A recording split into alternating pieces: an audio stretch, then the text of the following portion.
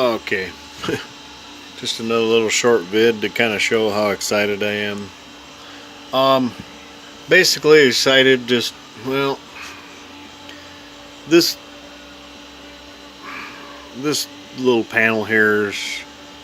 I've got stuff on here, hard buttons that I want to happen, and I've got some of them married to. I got this I've had. This is the second iPack that I've had, and it's been kind of a learning experience. I mean, it's fairly easy. Don't get me wrong.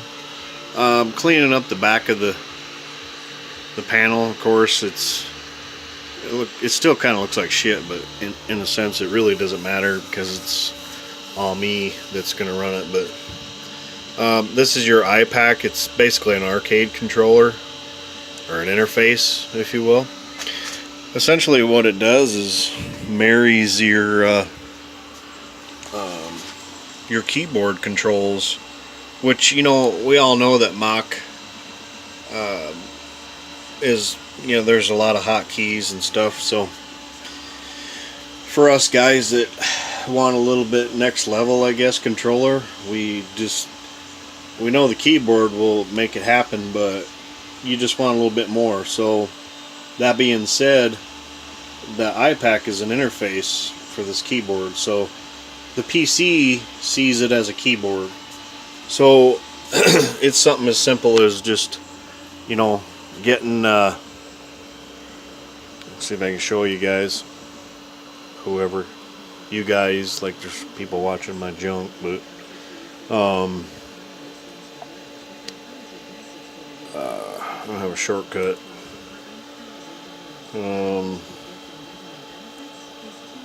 There it is. Oh, yeah.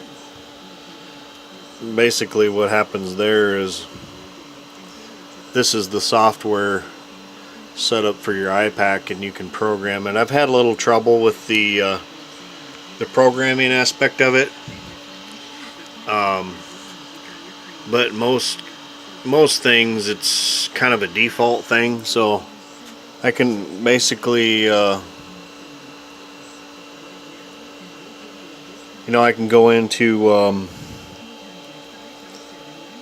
I got this, and this thing is just cool as hell. It's the Mach screen. Basically, you take any screen set. It could be anything. It could be the default screen for Mach.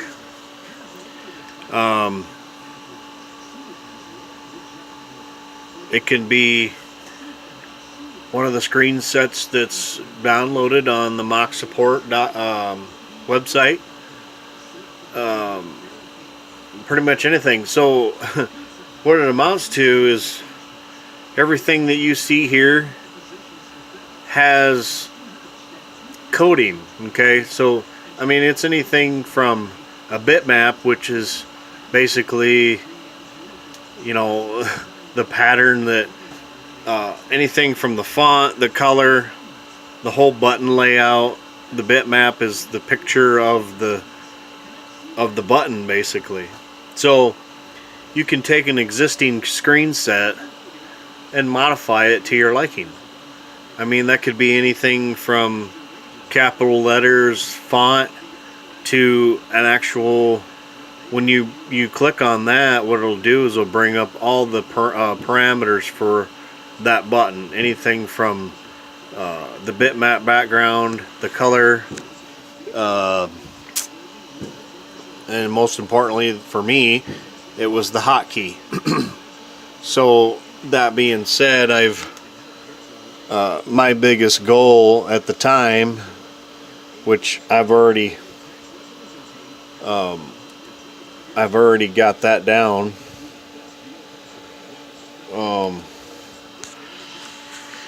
But I've tried several screen sets, and I'm kind of liking this one, to be quite honest with you. So basically, what I've gotten, my biggest goal was let me shut that or put a light there.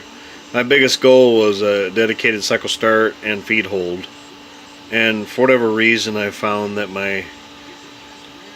you know what? I just realized what it is. My e-stop wasn't working, and I think I know what it is now. Um, so I've got it feasibly back to my jogs or on my joystick, and then of course the Z, and this is as well as it's like $20 for this interface, and you get all these different limit switches and a joystick and whatnot. I think I covered all that before. I guess, you know, that stuff isn't really important, but my main goal was to grab a cycle start, a dedicated cycle start, and I was having really big troubles with that, but I've feasibly got that done. So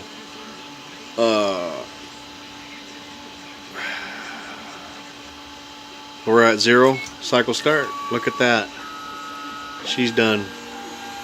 That to me was just neat.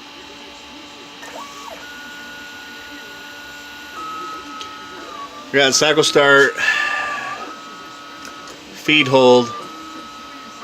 Feed hold, it looks to me like it'll go 3 lines. 3 lines of code before it actually stopped. I think for me, you know, a lot of times, depending on the part that I'm doing, I think what's going to happen is, you know, I go into my configurations and I set up my Safe Z.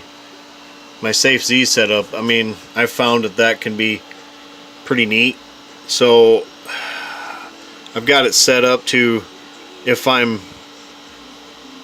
hit the stop button, that'll go to my Safe Z parameter, which is, I've had it set at 2 inches.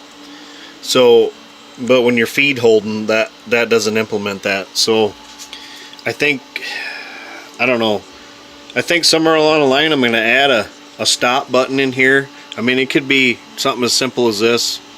I think once I once I hit stop, it goes to Safe Z, which to me that's pretty neat, because it kind of gets, you know, even if you want to inspect the part or whatever, that can be kind of neat. So I think what even though I've got it on the screen now, I mean, I've got a touch screen, but I think I want to put another arcade button in here, maybe a limit switch, and marry a stop, you know, versus, because you got feed hold. I'm used to feed hold from the Akumas that I run normally.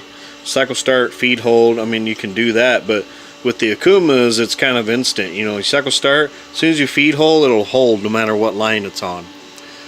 I found that this one don't do that. So that being said, I think depending where I'm at in the program, I may do another mushroom head button or something. I don't know, we'll see. You know, in theory, maybe it'll be up here. If I hit cycle start, stop, then that will take, you know, it'll stop it'll stop in mid program, and it'll Safe Z movement. I think that would be fairly valuable based on what I'm doing. So I don't know. I've also got this one married. I hit it's just essentially, you know, I got a touch screen, I got a rewind button, and I've got just a hard button to where I can hit, and then it'll I call that program reset. I don't know, there's just so many different inputs that I want to establish, and I think it's all based on the operator and how they want to lay out the controller. So just kind of want to share the new iPAQ thing. I see a few videos on YouTube. Of course, that's how I learned from it. But in reality, there's not a lot of coverage as far as CNC and the iPAQ interface, you know, for the two to kind of relate. So I mean, if you have any kind of questions, probably have dealt with it. I'm not exactly an expert by any means on that, but I've got to the point now where I needed to figure it out, because that was the only other option as far as what's affordable, because the only other option that I know of is the Pokeys. But I didn't want to get into the Pokeys because I didn't feel that, based on my touchscreen, I didn't feel that that was entirely necessary. So I just needed a few inputs to kind of marry some buttons. But like I said, if you have a touchscreen, you know, in theory, a lot of those buttons really aren't really necessary.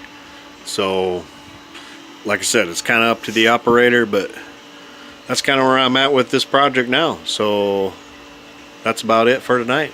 Thanks.